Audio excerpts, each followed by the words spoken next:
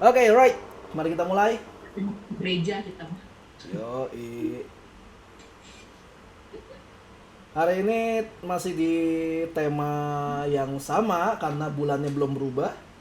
Masih di tema Jesus the Jealous God and His Anointed Leaders. Gue kasih judul tema sharingnya hari ini yaitu An Impactful Leader. Pemimpin yang berdampak. Banyak orang jadi pemimpin, kalau kita bahas di dunia gereja aja nih ya. Banyak orang jadi pemimpin bukan karena kemampuan, apalagi di Indonesia. Gue perkecil lagi ya, apalagi di sekolahan atau di gereja. Kenapa? Karena pemimpinnya dipilih berdasarkan voting. Kalau di sekolahan nih, siapa yang jadi ketua kelas? Ayo kita voting gitu.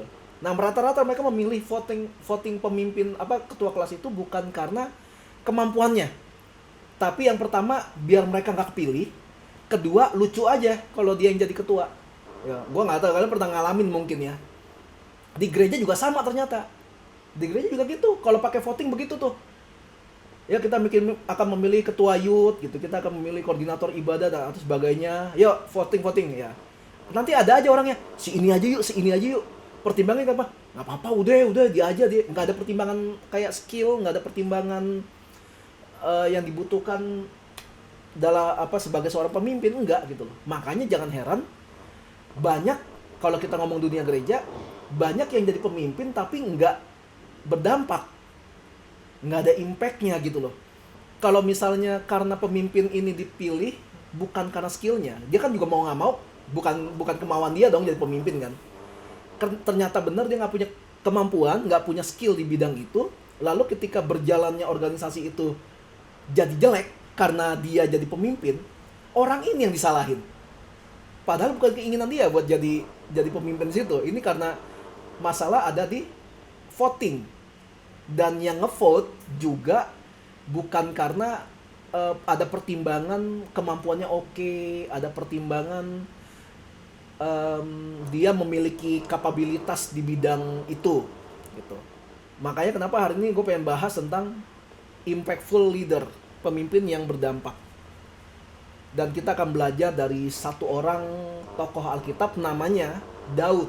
Semua tahu Daud, tapi palingan taunya Daud yang adalah raja Israel, Daud yang gembala domba, paling taunya itu doang gitu. Kebanyakan. Tapi tahu nggak yang dia lalui, proses yang dia terima dari dia masih kecil sampai dia jadi raja, sampai dia dapat predikat orang yang berkenan di hati Tuhan. Itu ada proses yang dia lalui. Tadi gue pengen bawa beberapa tokoh, tapi pas gue kerjain Daud panjang bener nih, kayaknya bakal bersambung ini nanti gitu. Dan gue suka dengan Daud ini karena gini, di tengah kondisi dia memiliki kemampuan dan otoritas yang tinggi, yang dia bisa ambil keputusan apapun yang dia mau dan semua orang pasti ngikutin, tapi dia masih punya hati untuk yang tulus gitu loh. Terus bisa ditegur dan bisa terima masukan sekalipun dia punya posisi yang udah tinggi banget, dan dia nggak pernah ada mikir kayak ntar orang ngomong apa gitu. Dia nggak kayak gitu. Nah, kita lihat dalam Kisah Para Rasul 13 ayat 22. Kisah Para Rasul 13 ayat 22. Penonton di rumah juga bisa buka Alkitabnya ya. Kisah Para Rasul 13 ayat 22. Tapi mereka yang nonton ini entar ketika videonya sudah diedit, nggak sekarang. Oke, sudah? Kisah Para Rasul 13 ayat 22. Setelah Saul disingkirkan, Allah mengangkat Daud menjadi raja mereka. Tentang Daud, Allah telah menyatakan aku telah mendapat Daud bin Isai, seorang yang berkenan di hatiku dan yang melakukan segala kehendakku. Satu-satunya orang dalam Alkitab selain Yesus ya, karena Yesus kan bukan manusia, benar-benar manusia gitu, tapi dia juga benar-benar manusia, benar-benar Tuhan gitu. Jadi tolong jangan di-compare dengan Yesus. Satu-satunya orang dalam Alkitab yang disebut sebagai orang yang berkenan di hati Tuhan itu Daud. Apakah karena Daud nggak ada celak gitu? Enggak lah. Dia sampai membunuh suami orang kok buat dapetin istrinya. Dia melakukan sensus penduduk yang dilarang sama Tuhan. Dia ada kesalahan-kesalahannya gitu loh. Tapi kok bisa sampai dibilang di Alkitab ditulis Tuhan bilang Daud adalah orang yang berkenan di hatinya. Daud orang berkenan di hati Tuhan. Nggak ada raja sebelum dan sesudah Daud yang predikatnya sama seperti itu. Dibilang begitu. Jadi satu-satunya Daud. Nah, masalahnya siapa Daud? Siapa Daud? Daud adalah anak bungsu dari orang Israel bernama Isai. Orang yang cukup romantis karena tiap kali dipanggil, "Hai Isai," gitu ya. Anak Isai soalnya. Lalu anak ke-8, anak bungsu dan dia anak ke-8. Semuanya laki. Yang dicatat sih semuanya laki ya, nggak tahu ada anak cewek nggak. Karena Alkitab Perjanjian Lama nggak terlalu pentingin anak cewek. Jadi apakah dia benar-benar 8 anak aja, gue nggak tahu. Nah, lalu perawakannya, fisiknya itu beda sendiri dari kakak-kakaknya. Kakaknya tuh gede-gede badannya. Daud malah kecil gitu, mungil. Beda, pokoknya beda jauh. Tapi walaupun kecil mungil, gue yakin dia tetap lebih tinggi dari gue. Karena orang Israel rata-rata tingginya tuh bisa kayak 2 meter gitu loh. Jadi kalau Daud pendek, ya pendeknya ya kayak 167, 170, tetap aja tinggi buat kita gitu. Lalu diperkirakan dalam dalam tafsiran beberapa pendeta, diperkirakan kalau Isai, bapaknya Daud, itu menganggap Daud adalah anak haram. Makanya diperlakukan secara berbeda sama anak-anak yang lain. Dia gitu. Jadi diperkirakan Isai menganggap Daud itu anak haram. Kayaknya dianggap kalau ibunya itu kayak selingkuh gitu sama pria lain. Tapi nggak ada bukti Alkitabnya ya, hanya diperkirakan. Karena dibilang beda sendiri dia.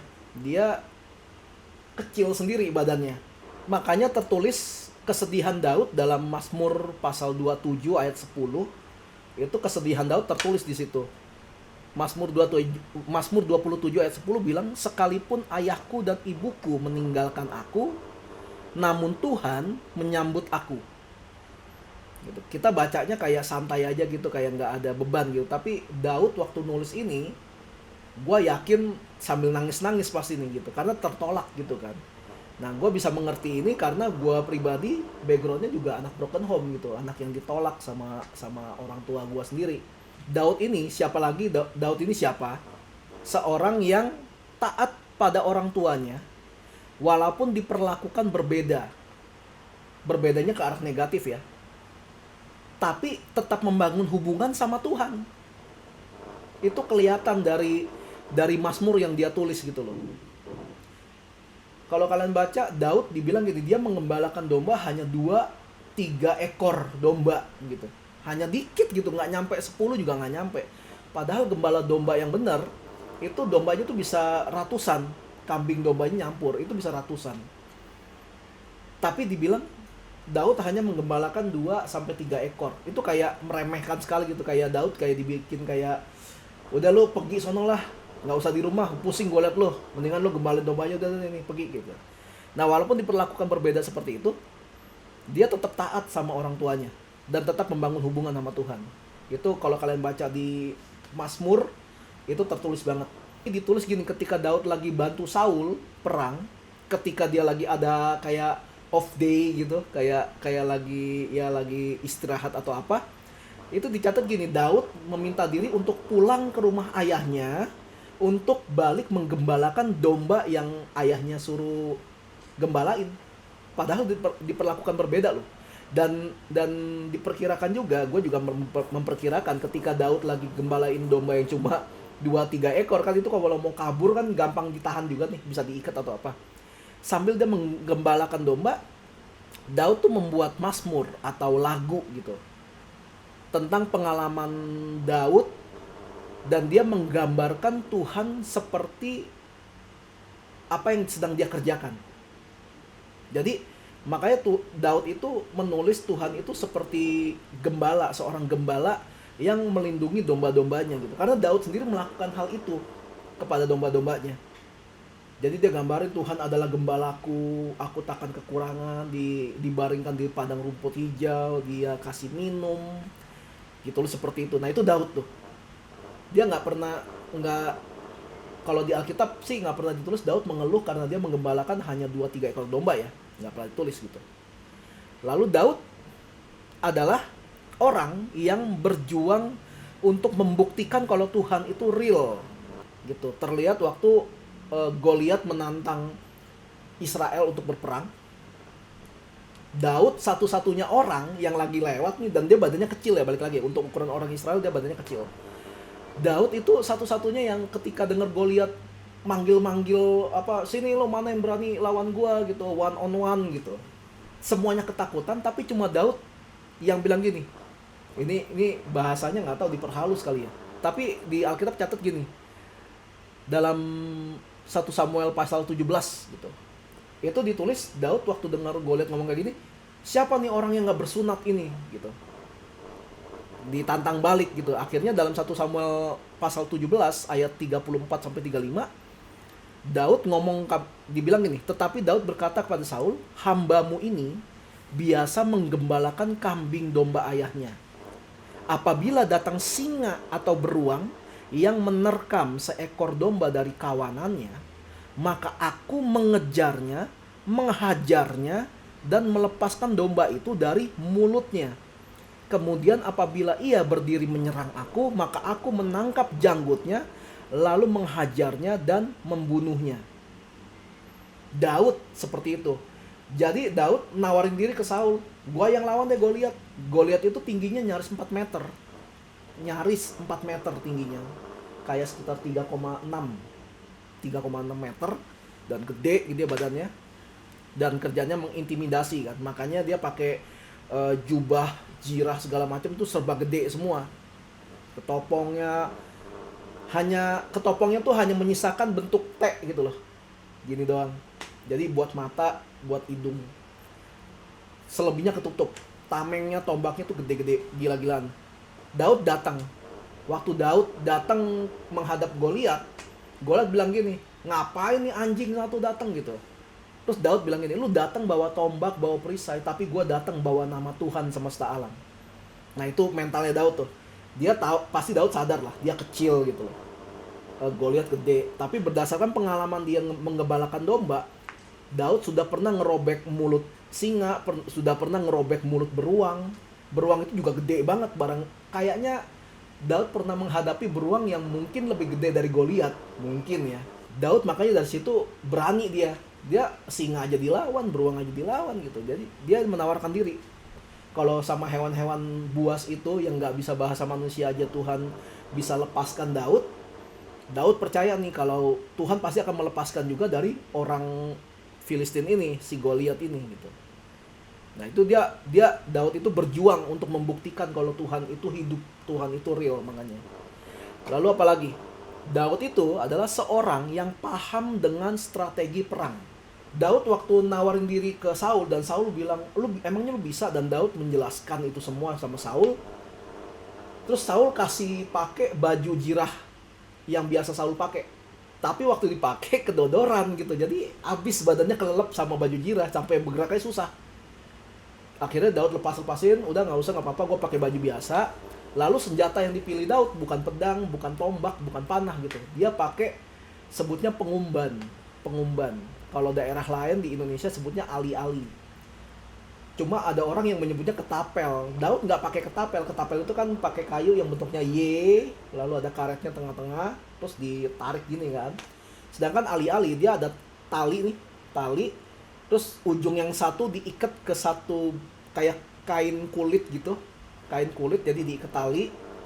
Jadi kainnya tengah-tengah. Nah, nanti di tengah-tengah itu bakal dikasih batu, terus ditutup, talinya dirapetin, terus diputer-puter gitu, terus dilempar, ya batunya kelepas. Nah, itu pengumban atau ali-ali.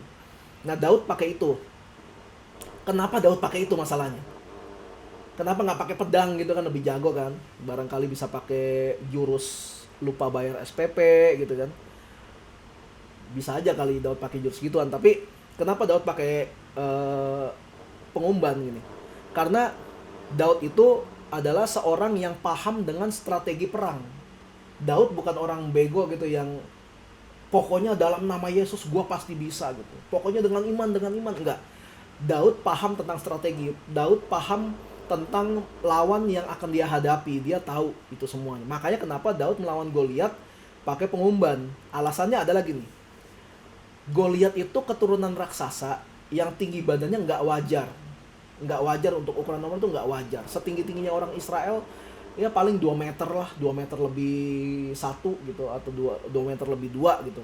2 meter itu aja itu udah bikin badan orang rada aneh sebenarnya. Contohnya, kalau kalian suka Korea-Koreaan gitu, ada satu artis Korea namanya Lee Kwang Soo.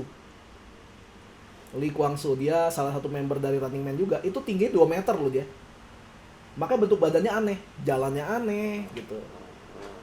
Pokoknya aneh semua lah gitu. Itu udah nggak wajar gitu. Nah bayangin Goliat tingginya nyaris 4 meter. Nah orang yang tingginya nggak wajar itu sudah dipastikan mengidap satu penyakit namanya gigantisme. Badan yang membesar secara berlebihan. Nah sindrom yang mereka alami adalah matanya tuh burem. Matanya tuh kayak rabun gitu loh. Jadi mereka nggak bisa lihat jauh. Dan zaman itu belum ada optik melawai, belum ada optik karisma juga, belum ada di situ. Jadi matanya ya udah rabun aja. Makanya kenapa waktu gue lihat datang ada hambanya gitu ya, ada bujangnya, ajudannya yang bawain senjatanya, ngasih tahu di mana posisinya Daud. Nah itu sebenarnya kenapa Daud pakai pengumban, karena Daud kalau jarak dekat si Goliat bisa lihat, tapi kalau jauh Daud nggak terlalu kelihatan karena buram, makanya pakai pengumban gitu. Dan Daud punya skill itu. Nah, makanya Daud itu paham dengan strategi perang seperti yang ditulis di 1 Samuel 17 ayat 49. Dibilang, lalu Daud memasukkan tangannya ke dalam kantongnya, diambilnyalah sebuah batu dari dalamnya, diumbannya tuh diputar terus dilempar, maka kenalah dahi orang Filistin itu. Lalu batu itu terbenam ke dalam dahinya dan terjerumuslah ia ke mukanya ke tanah. Bayangin ya, Daud hanya sekali lempar. Dia cuma sekali lempar, langsung kena ke tepat di antara mata. Dan dibilang batunya terbenam ke dalam. Kalian yang mungkin dulu pernah dilempar, yang kalian dulu mungkin sekolah bandelnya minta ampun, guru lagi ngomong nggak dengerin, disambit kapur apa disambit penghapus papan tulis, itu kalau kena kan mantul lagi kan. Normalnya seperti itu. Lah ini Daud lemparnya kayak apa, sampai waktu dia lempar kena ke antara mata dan nancep gitu loh. Pertama pasti kenceng, kedua presisi, itu bisa pas, makanya si Goliat langsung ambruk nggak sadarkan diri. Abis itu Daud ngambil pedang, akhirnya dipenggal kepalanya. Nah dari situlah Daud jadi menang. Nah Daud paham strategi. Lalu siapa itu Daud? Daud itu jadi pemimpin orang-orang yang senasib dengan dia untuk menjadikan mereka orang yang lebih baik. Ada cerita waktu Daud dikejar sama Saul, pengen dibunuh, Daud ngumpet ke satu goa namanya Goa Adulam. Kalau kita lihat lagi di 1 Samuel pasal 22 ayat 1 sampai 2. 1 Samuel 22 ayat 1 sampai 2. Lalu Daud pergi dari sana dan melarikan diri ke Gua Adulam. Ketika saudara-saudaranya dan seluruh keluarganya mendengar hal itu, pergilah mereka ke sana dan mendapatkan dia. Berhimpunlah juga kepadanya setiap orang yang dalam kesukaran, setiap orang yang dikejar-kejar tukang piutang, setiap orang yang sakit hati, maka ia menjadi pemimpin mereka. Bersama-sama dengan dia ada kira-kira 400 orang. Di dalam goa 400 orang. Ngap-ngap dah tuh. Daud dibawa sama Tuhan ke satu posisi, walaupun dalam ketakutan, dia kabur dari Saul, dia nggak berusaha untuk membunuh Saul, lalu ketemu satu tempat, ternyata di situ dia bertemu dengan orang-orang yang senasib sama dia, yang sama-sama lagi kabur. Daud kabur dari serangan pembunuhan dari Saul, Tapi di sana ada orang-orang yang kabur dari debt collector, ada orang yang kabur karena sakit hati, ada orang yang kabur karena masalah kehidupan. Ketemu semua orang-orang sesama orang kabur masuk ke situ. Perkumpulan orang-orang kabur bersatu semua di situ, dan Daud jadi pemimpinnya. Dan dari antara 400 orang itu, gue nggak tahu ya semuanya apa enggak, tapi dari 400 orang itu di masa depan ada beberapa puluh orang yang jadi pasukan khususnya si Daud. Salah satunya namanya Yoab. Ada yang bilang gini, pasukan khusus ini ada yang kemampuan perangnya itu setara dengan 10.000 orang. Maksudnya dia kalau sekali perang dia mampu membunuh 10.000 orang. Ada yang kemampuan perangnya setara dengan 3.000 orang gitu. Itu keren semua. Padahal mereka itu orang-orang yang kabur tadinya gitu. Orang-orang yang melarikan diri. Tapi di pembinaan seorang pemimpin yang tepat seperti Daud, orang-orang yang kabur ini jadi orang-orang yang luar biasa. Jadi jangan pernah khawatir dengan masa lalu kita. Masa lalu kita mungkin hancur, jelek. Tapi kalau kita berada dalam satu wadah yang tepat, bersama dengan pemimpin yang tepat, masa depan yang tepat pun akan kita dapetin. Sebenarnya begitu. Dari sini kita bisa belajar tentang bagaimana Daud membina orang-orang bermasalah jadi orang-orang luar biasa. Gitu. Dan itu ada dalam rencana Tuhan. Nah lalu, Daud itu siapa? Daud itu adalah orang yang berserah penuh kepada Tuhan, walaupun memiliki banyak kesempatan, walaupun punya banyak kesempatan untuk menghabisi musuhnya sendiri, benar-benar membunuh musuhnya gitu. Daud itu orang yang berserahnya sama Tuhan aja, udahlah itu buat Tuhan, itu terserah Tuhan. Dia punya banyak kesempatan untuk membunuh Saul. Beberapa kali dia ada kesempatan buat bunuh Saul tanpa ketahuan. Tapi dia nggak mau lakukan. Kenapa? Daud sudah punya komitmen kalau dia tidak akan membunuh orang yang diurapi Tuhan. Karena Saul kan jadi raja dengan diurapi. Daud nggak mau sentuh itu. Nah itu tertulis tuh di 1 Samuel pasal 24 ayat 11. Lihatlah dahulu ayahku, maksudnya Saul, karena hubungannya dekat dipanggil ayahku. Lihatlah kiranya punca jubahmu dalam tanganku ini. So Daud waktu si Saul lagi ngumpet lagi boker di goa, itu ada kesempatan Daud buat bunuh. Terus jubahnya itu Daud robek pakai senjatanya dia, pakai pisaunya dia buat bukti kalau tadi tuh Daud sebenarnya bisa bunuh gitu. Maksudnya gitu. Sebab dari kenyataan bahwa aku memotong punca jubahmu dengan tidak membunuh engkau, dapatlah kau ketahui dan kau lihat bahwa tanganku bersih daripada kejahatan dan pengkhianatan, dan bahwa aku tidak berbuat dosa terhadap engkau, walaupun engkau ini mengejar-ngejar aku untuk mencabut nyawaku. Walaupun ada orang yang kita nggak suka, yang kita benci mungkin ya, tapi dia adalah seorang pemimpin, seorang mungkin mantan pemimpin kita juga mungkin, tetap kita nggak punya hak untuk menjatuhkan dia, menghabiskan dia dengan fitnahan-fitnahan mungkin, atau menceritakan semua kejelekan dia sampai kemana-mana gitu, nggak difilter. Tujuannya biar ada orang-orang yang sepaham dengan kita gitu, terus bilang kalau oh ternyata orang ini orang brengsek gitu. Itu nggak boleh kayak gitu juga. Kita harus menghormati dia sebagai orang yang diurapi Tuhan gitu loh. Makanya kadang ngomong sama kalian di Tuti kadang-kadang apa di sini juga, makanya gue suka bilang tolong bersikaplah secara dewasa. Kalau emang lagi bercanda ya ini lagi bercanda, kalau lagi serius ya serius. Jangan yang serius dibercandain, yang bercanda diseriusin. Makanya banyak orang suka salah paham gitu loh. Banyak orang suka salah nangkep. Dan Daud ngasih teladan seperti itu. Daud ngasih teladan, enggak, gue udah komitmen gak bakal jahatin mantan pemimpin gue, walaupun dia sebenarnya jahat sama gue. Gitu. Kayak gitu. Ini keteladanan dari Daud.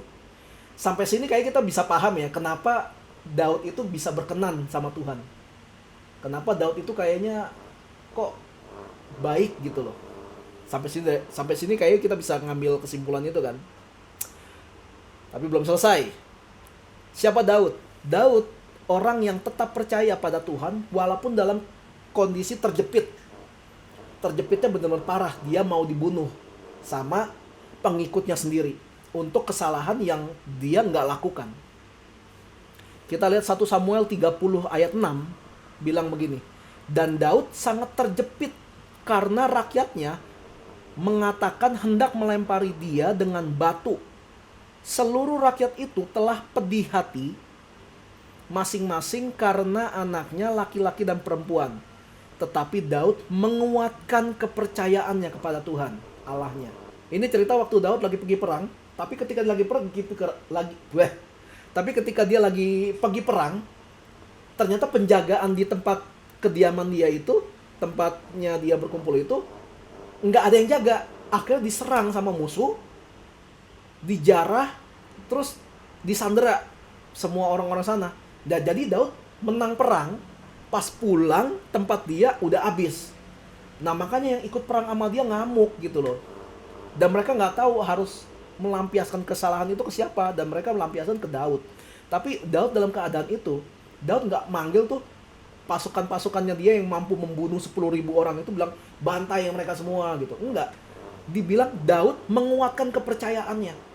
Dia berdoa sama Tuhan gitu loh. Tuhan, gue kejar mereka nggak? Gitu. Akhirnya Tuhan bilang kejar, dan akhirnya bisa dikembaliin. Akhirnya bisa orang-orang yang sandera itu bisa balik, jarahannya juga yang tadinya hartanya rakyatnya Daud kembali juga. Nah itu Daud. Dia nggak dikuasai sama stresnya dia, tapi dia bisa menguatkan kepercayaannya sama Tuhan. Lalu Daud itu adalah orang yang memiliki hati yang cepat pulih. Dia adalah orang yang memiliki hati cepat pulih. Ini kejadiannya masih sama nih, yang sama yang tadi, yang sebelumnya. Jadi waktu Daud pengen ngejar penjahat yang tadi, ada orang-orang yang bilang, enggak, gue nggak mau, pokoknya gue nggak mau gitu. Ada yang bilang gitu. Lalu ya udah, kalau nggak mau ya sudah, yang mau aja pergi perang. Terus ada juga yang kelelahan, terus ya udah yang lelah udah diem aja di sini, udah kita pergi, yang masih kuat pergi. Singkat cerita mereka menang. Bukan cuma sandera-sandera yang dari rakyatnya Daud itu diselamatin, tapi jarahannya bertambah karena mereka juga ngejarah harta-harta para penjarah sebelumnya itu loh. Jadi double. Terus waktu Daud pulang dari perang itu, orang-orang yang ikut perang sama Daud itu ngomong gini ke Daud, karena mereka tidak ikut pergi bersama-sama dengan kita, janganlah kita berikan kepada mereka apa-apa dari jarahan yang kita selamatkan itu, kecuali kepada masing-masing mereka, istrinya dan anak-anaknya. Itu boleh mereka bawa, dan biarlah mereka pergi. Maksudnya istri dan anaknya silakan dikembalikan, tapi jarahannya jangan dibagiin ke mereka yang gak ikut. Harusnya fair dong, harusnya kan gitu kan, logikanya gitu dong. Yang kerja yang boleh dapat bagian. Tapi lanjutannya bilang gini, tetapi Daud berkata, janganlah kamu, saudara-saudara, berbuat demikian dengan apa yang diberikan Tuhan kepada kita, sebab ia telah melindungi kita dan menyerahkan ke dalam tangan kita gerombolan yang menyerang kita. Jadi Daud walaupun udah dijahatin, dia bilang enggak lah, mereka orang-orang kita juga, mereka layak terima bagian juga. Daud punya hati yang kayak gitu. Padahal sebelumnya dia mau dilemparin batu sampai mati sama orang-orang ini. Tapi hatinya cepat pulih ketika dia lihat, oh Tuhan masih menyertai gua. Dia lupain tuh orang-orang yang tadi awalnya ngejahatin dia.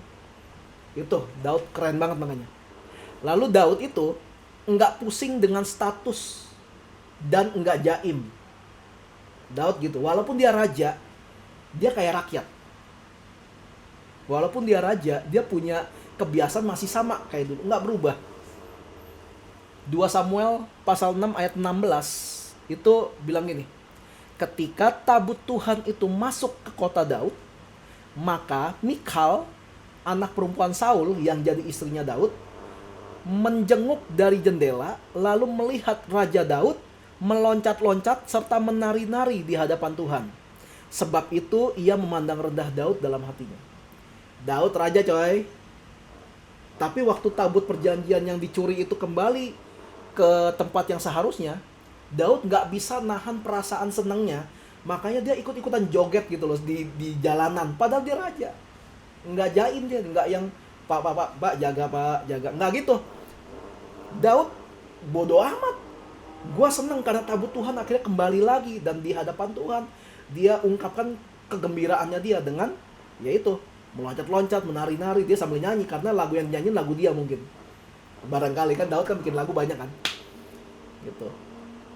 Dan Mikal ini yang mengunderestimate Daud, yang bilang apaan nih raja nyari-nyari kayak gini nih, malu-maluin gitu. Mikal akhirnya dikutuk Tuhan, jadi mandul, dia nggak punya anak.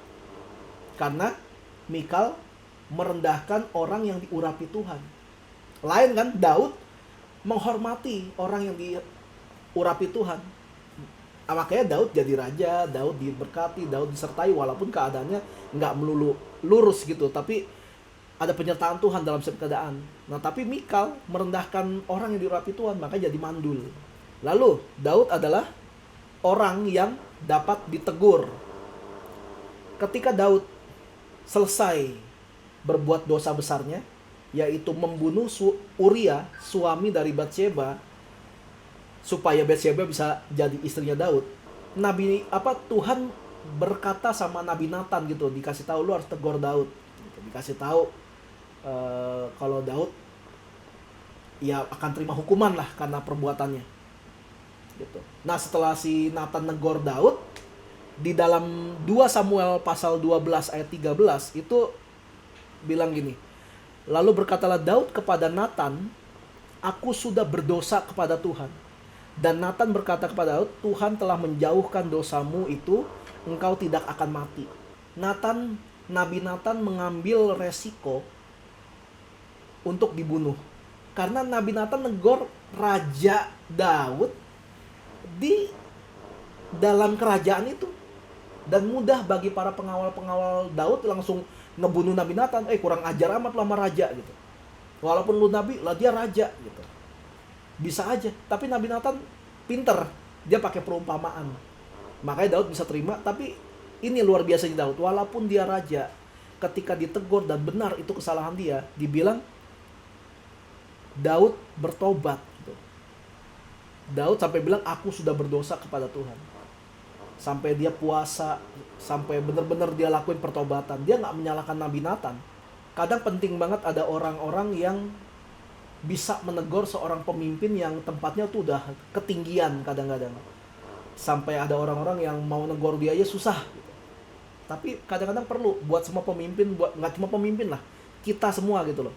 Kita perlu loh, ada orang-orang yang bisa negor kita. Ada orang-orang yang bisa ingetin kita kalau kita udah keluar dari track nih. Kalau kita udah mulai kebablasan. Perlu banget kita ada orang-orang seperti itu. Lalu Daud adalah orang yang memegang teguh perjanjian. Ini ayat semua nih, tapi gua ringkas aja ya. Daud adalah orang yang memegang teguh perjanjian. Daud pernah bersumpah sama Saul kalau keturunan Saul nggak akan dibunuh sama Daud ketika Daud jadi raja. Dan benar, waktu Saul mati karena perang, Daud jadi raja.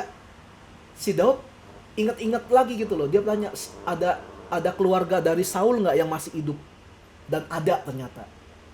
Dan Daud panggil dan dibilang, lu akan makan dari meja yang sama dengan gua.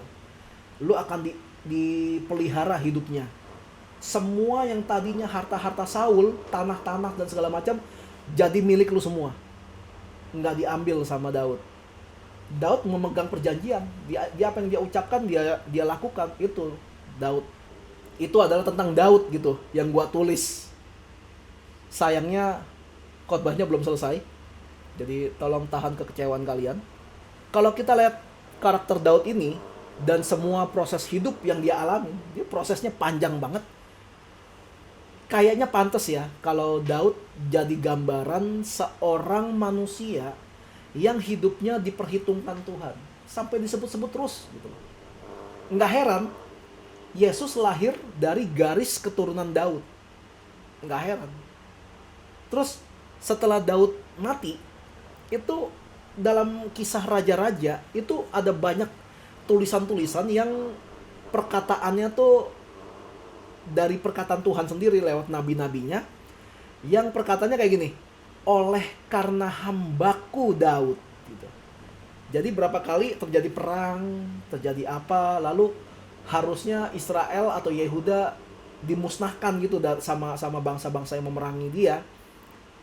Itu sampai Tuhan tetap ngomong gini, enggak, Yehuda tidak akan dihapuskan, Israel tidak akan dihapuskan oleh karena perjanjianku dengan Daud. Gara-gara satu orang ini, makanya Israel masih diperhitungkan sama Tuhan. Gara-gara satu orang ini. Daud itu dulu punya logo sendiri gitu. Dia punya logo. Nah, ini namanya bintang Daud gitu loh. Yang sekarang akhirnya jadi lambangnya bendera Israel. Nah, itu bintang Daud yang segitiga, lalu segitiganya kebalik. Jadi kayak bintang segi 6, atau orang suka sebutnya pentagram. Pentagram bukan 6 ya. Ya gitulah. Pokoknya bintang segi 6. Ya. Kayak begitu bendera Israel pokoknya. Daud jadi tokoh yang sangat dihormatin gitu loh. Sampai logonya dia jadi bendera negara Israel sampai sekarang. Karena itu tadi satu-satunya orang yang dibilang hidupnya berkenan di hadapan Tuhan. Sampai dibilang di Alkitab tuh nggak ada dan nggak akan ada raja yang seperti Daud. Sebelum dan sesudah Daud nggak bakal ada. Dan terbukti seperti itu. Nih kalian cewek-cewek yang udah baca Alkitab, kitab raja-raja, semuanya nggak ada yang kayak Daud kan? Ada aja nanti tiba-tiba ini hidupnya bener nih, melakukan persis seperti apa yang Daud lakukan. Tapi nanti ujungnya kembali menyembah berhala.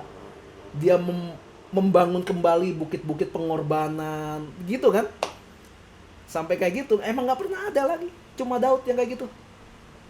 Dan Daud bukan raja pertama, Daud raja kedua. Bedanya raja pertama diinginkan oleh rakyat Israel, tapi Daud dipilih langsung sama Tuhan. Sekarang gimana nih sama kita?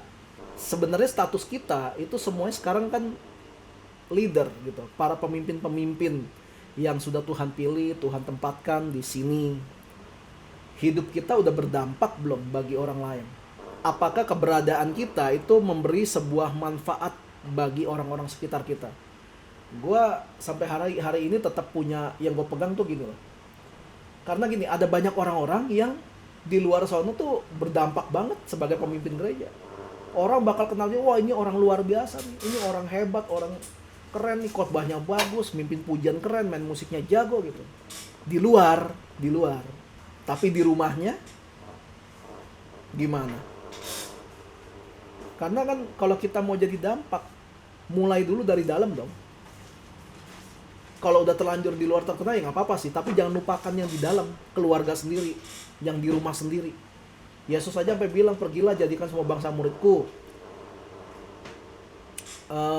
Menginjil dari Yerusalem dulu, lalu Yudea, lalu Samaria, lalu ujung bumi. Maksudnya dari yang terdekat dulu nih. Kadang-kadang gereja suka mikirin yang jauh-jauh sampai lupa yang dekat nih. Yang dekat juga diperhatiin. Gereja bisa bikin acara bakti sosial, ngasih sembako, ngasih sumbangan, ngasih ini, ngasih itu pada orang-orang yang jauh banget. Padahal sebelahnya itu ada yang lagi kekurangan atau lagi kesulitan atau lagi sakit atau apa gitu, nggak diperhatiin. Banyak kayak gitu terjadi dan gue heran makanya kayak gitu. Bukannya nggak boleh bantu orang yang di luar sana, enggak. Tapi apa nggak munafik ya? Kita baik sama orang lain, di mata orang lain kita baik, tapi di mata keluarga kita sendiri, di mata orang terdekat sendiri, kita adalah orang yang nggak baik. Itu munafik buat gue. Keberadaan kita udah jadi dampak belum bagi orang-orang sekitar kita? Sebuah dampak yang sampai kita tuh berkenan di hati Tuhan dalam banyak hal. Siapa tahu nih ya. Coba mungkin ada yang nggak ngeh mungkin, tapi siapa tahu sampai hari ini Tuhan berkati tiket.com karena ada Yosia di sana. Siapa tahu Tuhan berkati sekolah TPI karena ada Ne dan Jen di situ. Repot kalau sekolah TPI tutup gitu dan Jen sama Nesya masih sekolah di sana gitu. Siapa tahu Tuhan berkati Panber karena ada Novi di situ. Siapa yang tahu sih? Who know? Karena menjadi dampak bukan karena direncanakan, Jadi dampak bukan karena kita rencanain gue pengen jadi dampak enggak. Jadi dampak tuh karena udah gaya hidup. Jadi dampak tuh karena udah komitmen untuk menjadi seperti Yesus. Yesus dimanapun dia berada, dia jadi dampak loh. Sampai dibilang kemanapun Yesus mengajar, selalu ada kesembuhan, selalu ada mujizat. Nah kita tiap kali melayani gimana? Wah tiap kali dia melayani di sini, wah selalu ada aja yang rusak, ada aja yang hilang gitu ya, kita jelek gitu kayak gitu kan. Makanya jadi dampak yang benar gitu. Supaya setiap tempat yang kita injak, setiap tempat yang kita layani, itu bisa sampai kayak gini tau gak? Dan Tuhan memberkati tempat itu karena si itu ada di situ. Bukan terpaksa, tapi karena anak gue yang ini suka di situ, wah tempat ini ya udah gue berkati. Kayak gitu gambarannya, imajinasinya seperti itu gitu loh. Gitu. Itu yang namanya impact, itu yang namanya dampak. Dampaknya bukan cuma sampai di sesama kita, tapi juga sampai ke Tuhan. Itu dampak. Kayak Yesus waktu selesai dibaptis, yang terjadi apa? Langit terbuka, lalu terdengar suara kan, inilah anakku yang kukasihi, kepadanya lah aku berkenan. Perkenanan itu sesuatu yang penting. Jangan remehkan perkenanan. Karena tanpa perkenanan dari Tuhan, kita nggak akan diterima di surga. Tanpa perkenanan Tuhan, apapun yang kita lakukan percuma. Gimana kita bisa hidup berkenan sama Tuhan? Daripada pusing-pusing, ya lihat aja dari kisah Daud.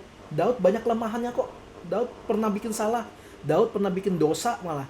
Dosanya juga nggak main-main gitu, nggak yang kecil. Nggak nyolong duit orang tuanya, kagak. Dosanya tuh ngebunuh orang secara terencana.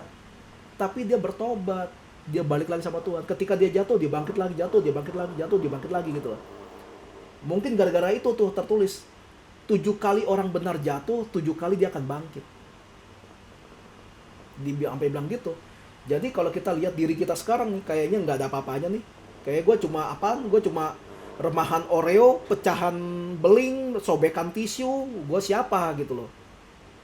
Remahan cheesecake yang ada di bawah, karatan senar-senar bass yang lagi di treatment, barangkali kayak gitu hidup kita. Tapi kalau kita lihat seperti itu, dan kita terus berjalan dalam track yang Tuhan kasih, yang sekarang ini tidak mempengaruhi masa depan kita.